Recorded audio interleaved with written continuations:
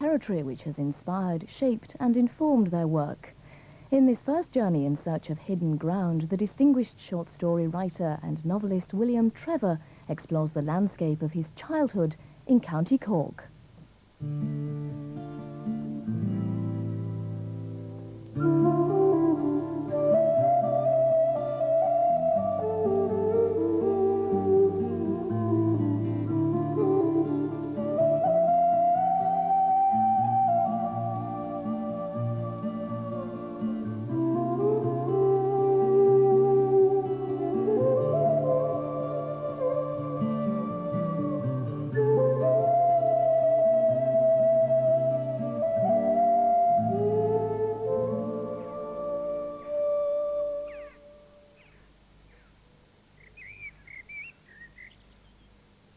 There is a memory, the first awareness in my life, of bees and butterflies in the jungle that towered above me. The jungle's endless, green branches in a maze that is impenetrable. Exotic reds and blues. There's grass. In some far distance there are shadowy grey walls. A man's voice sings in the distance also.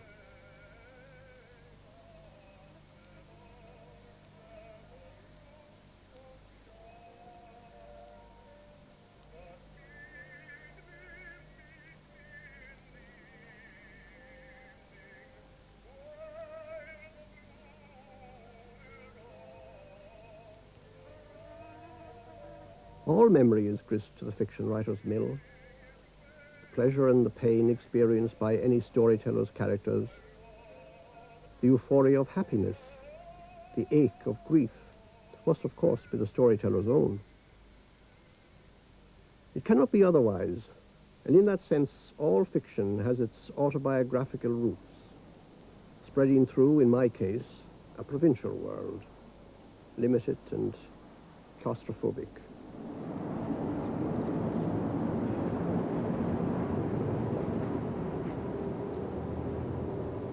I was born in this house, in the small town of Mitchelstown in County Cork, famous for its martyrs and its processed cheese, cut down to size by its surrounding mountains. A squat little town, looking as though someone has sat on it.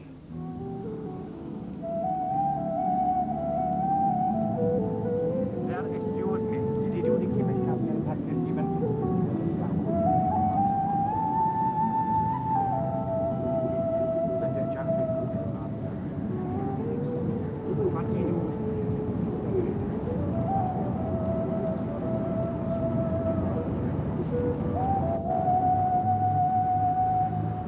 Mitchelstown today is doing nicely. A good business town, as my father used to say, knowing about such matters.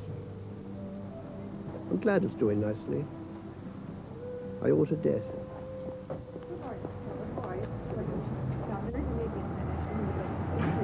Oh.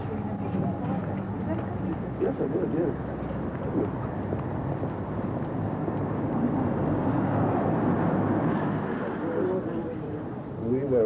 I was only 3, I think, or something like that, when we left. That's right. We went down to York.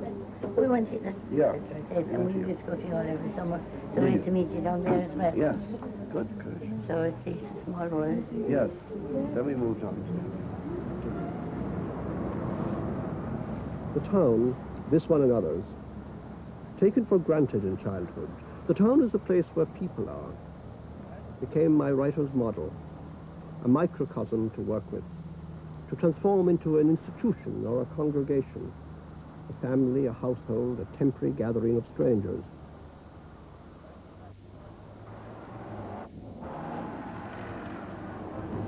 Raised in provincialism, I'm a provincial still. Small towns of Ireland are what I know best and turn to first to find my bearings. Yes. Well, of course, it used to be much sleepier. Oh, it was. But the population has gone up, of course. What is the population of Mitchelstown now? It's about 3,500, the town itself. We're the hinterlanding, we're making up to about 6. Yes, that's right. But there's only the one main industry here, and that's basically the creamery and the bacon factory. And the bacon factory, The bacon factory. Yeah. There is the bacon.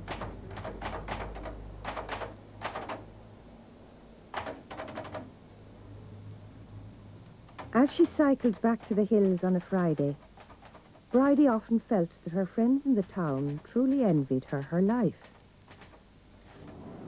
And she found it surprising that they should do so. If it hadn't been for her crippled father, she'd have wanted to work in the town also, in the tinned meat factory or in a shop. In the evenings, sitting with her father in the farmhouse, she often thought about the town, imagining the windows lit up to display their goods and the sweet shops still open, so that people could purchase chocolates or fruit to take with them to the cinema. But the town was 11 miles away, which was too far to cycle there and back for an evening's entertainment. When he'd listened to the news, her father read a Wild West novel, and Bridie washed the eggs she'd collected.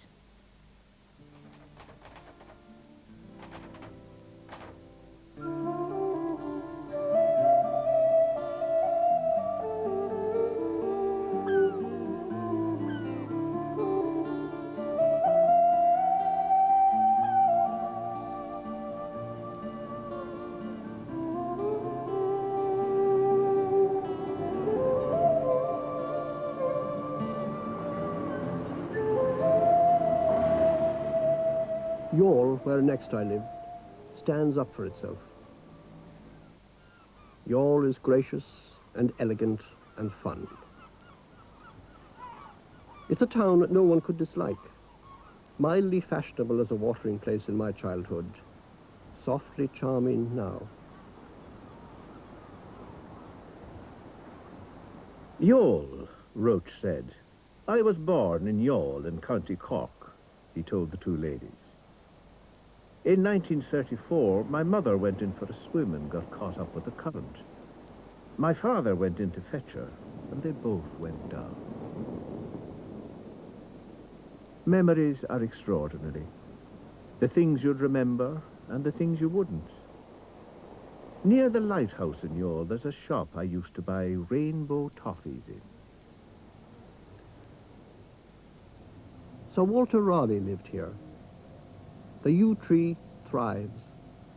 There's a hint of boarding house blues about the seaside architecture that stirs the curiosity. What secrets are locked away behind that tapestry of fascinating windows? What thoughts and voices occupy those rooms?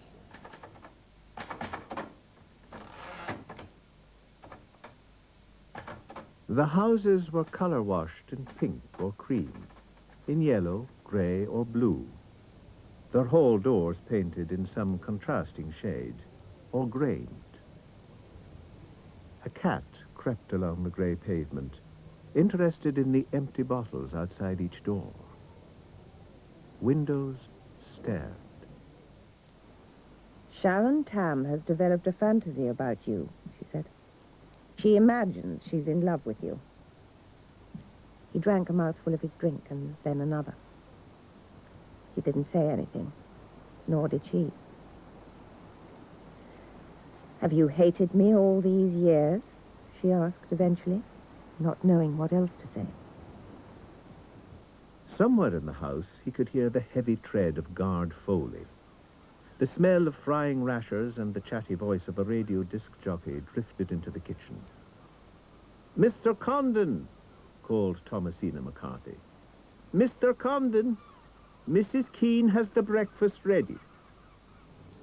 Her aunt's house reflected the person she was. Neat as a new pin, full of light, the windows of its small rooms invariably open at the top to let in fresh air. Her aunt had a fear of dankness, of damp clothes and wet feet and rain falling on the head.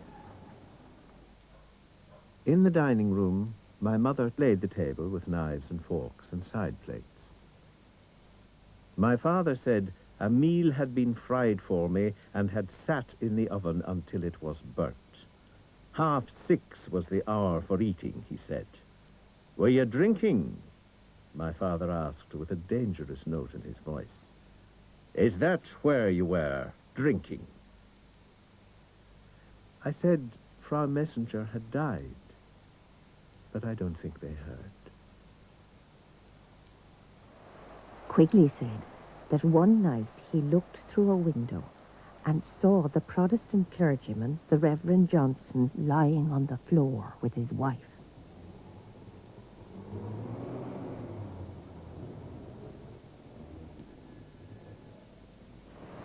The summer crowds have not yet arrived. It's chilly on the Strand, among the remains of the old breakwaters, the promenades waiting for the sun.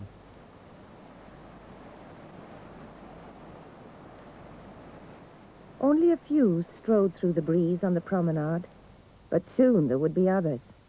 Bookmakers and publicans, insurance salesmen, commercial travellers, wives and children, all returning at 5:30 to the boarding houses. The regulars were there today. Summer and winter, spring and autumn, Miss Lapham the dressmaker was seen on the seafront every Sunday evening. Mr. O'Hagan from the post office walked the length of the promenade every day of his life.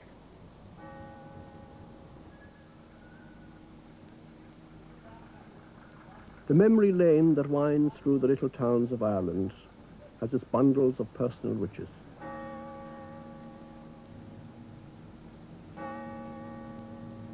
There is that sound, most evocative of all, that will accompany you forever on all your journeys.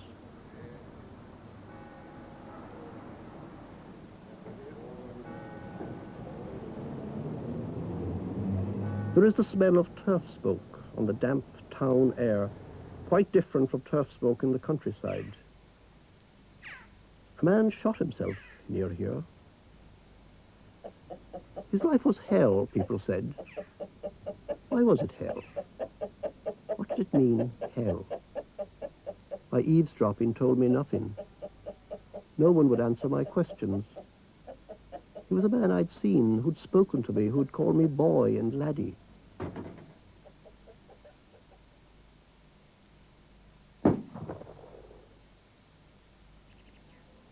She didn't tell you he took his life. The old woman crossed herself, her gesture as swift as it always was when she made it. She continued to pour her stout, expertly draining it down the side of her glass. "No," he replied. "She didn't tell me that." "Well, I'll tell you now. When Ariadne was 10 years old, her father took his life. Shame is the state Ariadne lives in."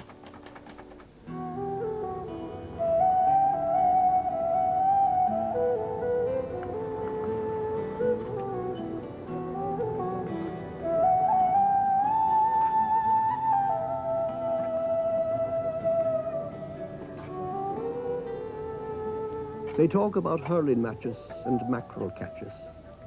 They gossip. They seriously discuss. There was a man in Youghal once upon a time who did a trick that people loved.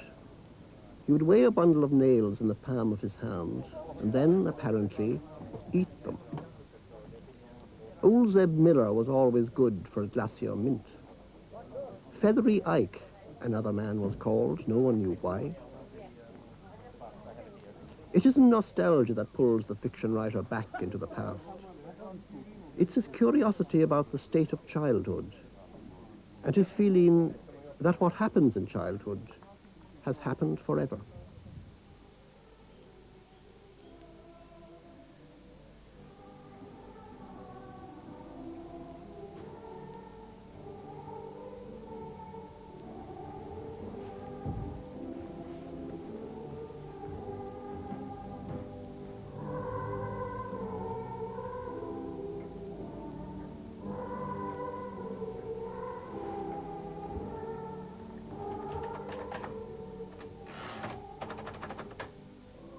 The Protestant boy, Derek Berthistle, didn't remain in the classroom for the catechism examinations.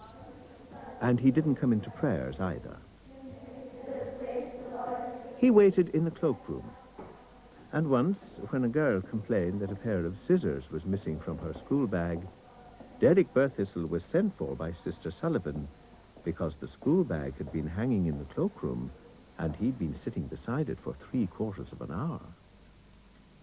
But Derek Berthistle hadn't taken the scissors.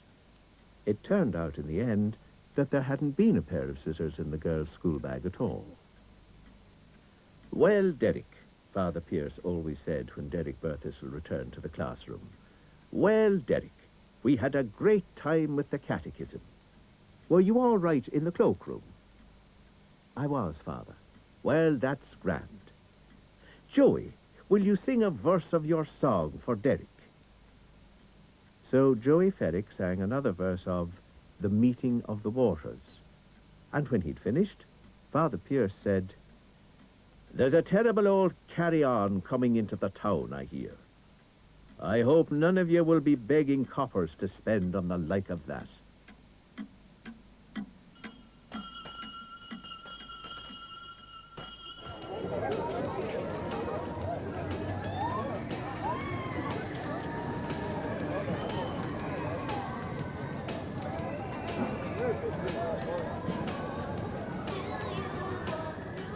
They knew he was joking. There was no one better than Father Pierce at pretending he was serious. "Oh, I think there'll be coppers spent all right," Sister Teresa Dolores said.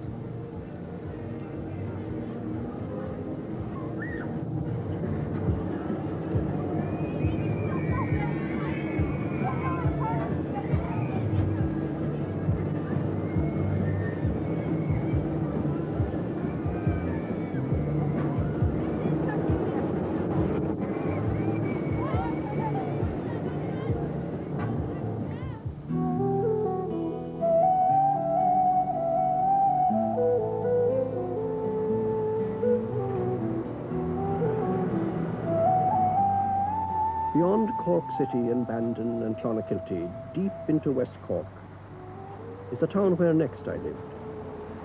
Skibbereen, known then as the Back of Beyond.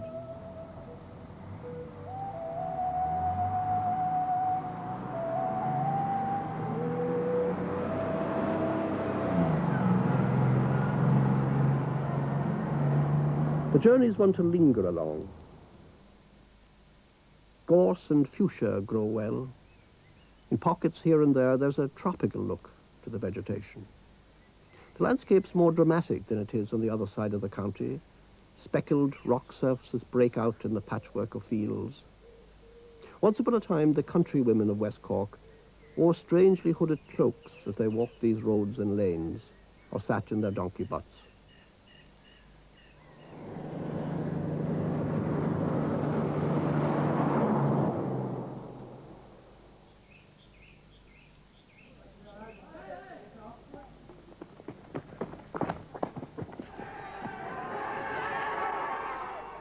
To this day, on a Sunday usually, our menfolk pitch heavy metal bowls along the same roads, laying wagers and marking the length achieved by each.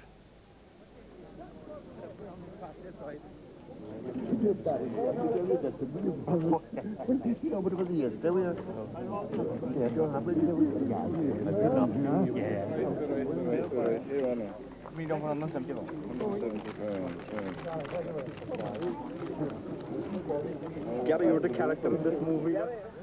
Young men are heroes for an afternoon. Excitement thunders through a crowd. Strictly speaking, it's all against the law. But there have been so many laws in Ireland that further suppression isn't easy, and holding up the traffic for a minute or two comes naturally.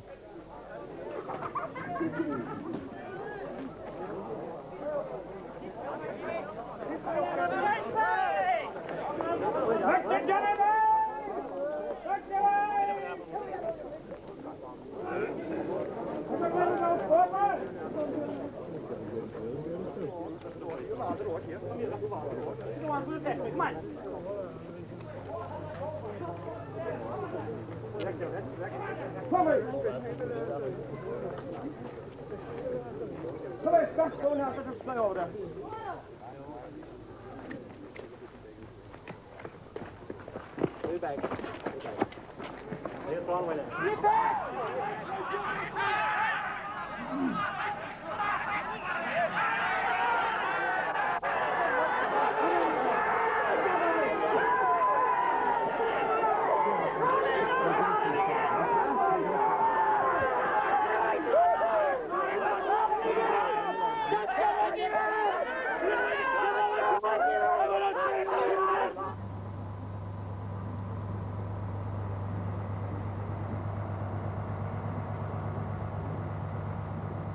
Skibbereen, so its name says, is the place of the little boats, famous for its newspaper and much besides.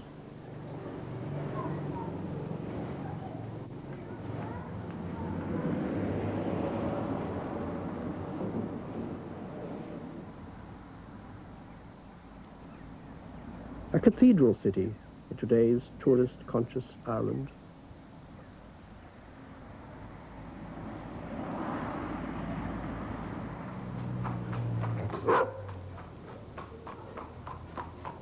It always was, of course, but in my day no one thought to mention it.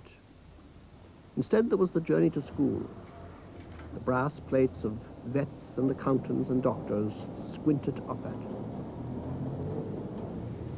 Carts rattling by, tinker women, a smell of whiskey and sawdust drifting out of public houses, Driscoll's sweet shop, Hickey's paper shop, Shannon's bakery, a cafe now. Food. I don't know actually what I'm titled. Today he's chief demonstrator of what's it, a rural food is it? Yeah, I'm actually a food consultant, whatever that is. I don't know what it is. That's what they call me anyway. When somebody wants to produce a food, I usually set them up from beginning right the way through to making it, to marketing it, the whole thing. And you mentioned traveling in Europe, didn't you?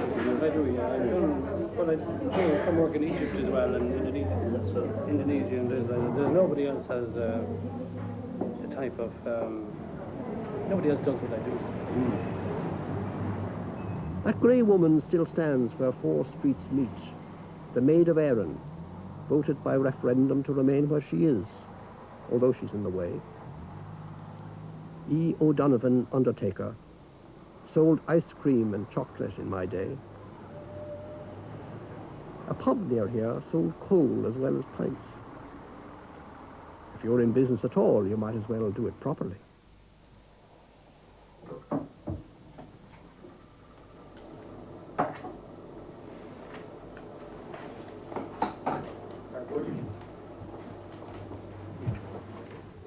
Tom had never been in a public house before.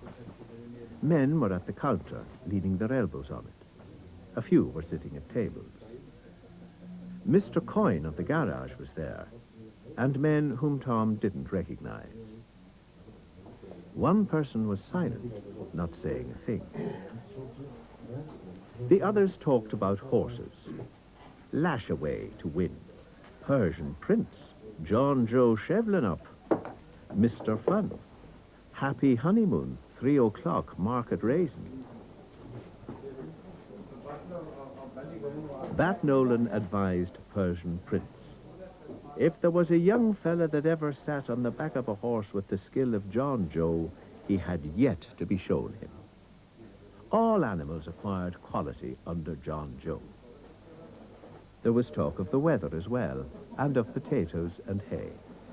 Isn't a pub a great place? Mr. Coyne remarked. And Tom agreed that it was. None better, he said, in a grown-up way.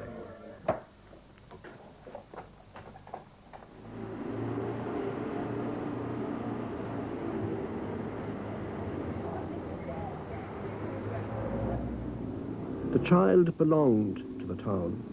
The fiction writer doesn't. The fiction writer is beyond the pale, outside looking in. You can't focus from within. The shadows are your place. The limelight's alarming. Eavesdropping's still your business. You must change partners. If not, I'll be asking you to do a forfeit on the floor. So away we go.